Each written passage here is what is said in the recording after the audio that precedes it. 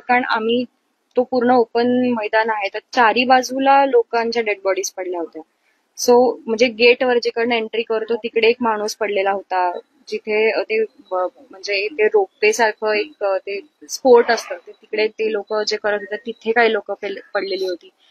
तिकडे खायचे स्टॉल्स होते, तिथे काही लोकांना मारलं गेलं होतं. आता आम्ही जिथे थांबलो होतो ते स्टॉल्स होते लोकल लोकांचे, जिथे कपडे ते भाड्याने देतात शूटिंग करण्यासाठी.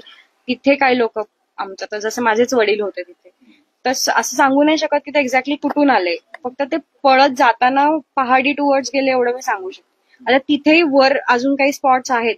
आता आम्ही जो थांबलो होतो तो मिड पॉइंट होता, त्याच्या वर पण आणखी काही स्पॉट्स आहेत जिकडे आम्ही नाही गेलो.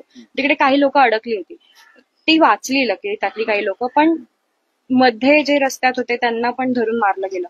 सो सांगू नाही शकत की ते कुठून आले होते. किती होते साधारण, किती लोक होते? मी तरी 4-5 लोकांना पळत जाताना पाहिलं, पण ते एक्झॅक्टली किती नाही सांगू शकत.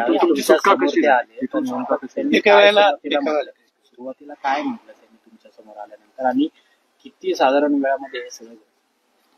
साधारण 15-20 मिनिटाचा हा खेळ चालू होता पूर्ण.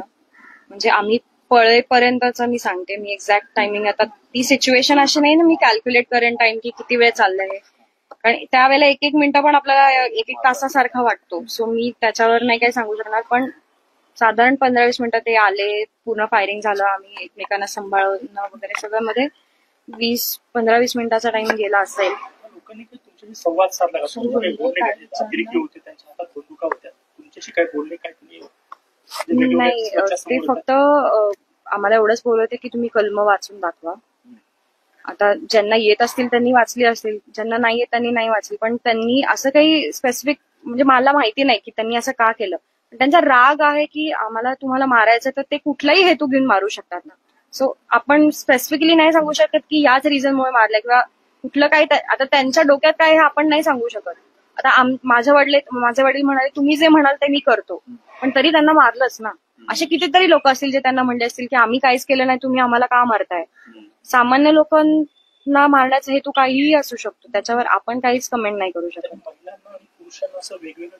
नाही नाही, सगळे फॅमिलीज आपल्या आपल्या फॅमिली सोबत होते. आता एक इन्सिडेंट तर आमच्या कळण्यात आला की एक मुलगा आणि आई म्हणजे काहीतरी स्पोर्ट्स का फोटोज त्यांचा चालू होता, त्यांचे जे वडील होते ते स्नॅक्स आणायला गेले होते, तर त्यांच्या इथे गोळी मारली गेली होती. ते जेव्हा आले तेव्हा त्यांना कळलं की आपल्या नवऱ्याला म्हणजे आपल्या वडिलांना मारलं गेलंय. सो तो मुलगा ओरडला की तुमको मारा है तो हमें भी मारो. तर मग ते तेव्हा बोलले की हम तुम्हें नहीं मारेंगे, हम औरतों को और बच्चों को नहीं मारेंगे असं. पण असं नाहीये. त्या शूटिंग म्हणजे त्या फायरिंग मध्ये एक 17 वर्षाचा मुलगा होता, त्यालाही गोळी लागली होती, तोही गेला. एक्झॅक्टली नाही माहिती, कारण आम्ही आमच्याच गोष्टींमध्ये होतो. प्रत्येक जण तिथे आक्रोश करत होता, प्रत्येकाच्या फॅमिलीतला एक पर्सन म्हणजे एक कर्ता पुरुष गेलेला आहे.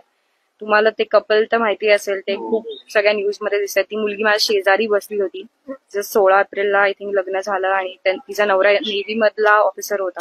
ते तो सुट्टी घेऊन ते हनीमून करण्यासाठी फर्स्ट का सेकंड डे होता त्यांचा, आणि ही घटना त्यांच्यासोबत झाली. तिचं असं म्हणणं होतं की तिच्या नवऱ्याचे श्वास चालू होते, पण आय डोंट नो पुढे उपचार करताना मे बी त्यांची डेथ झालेली असू शकते. असं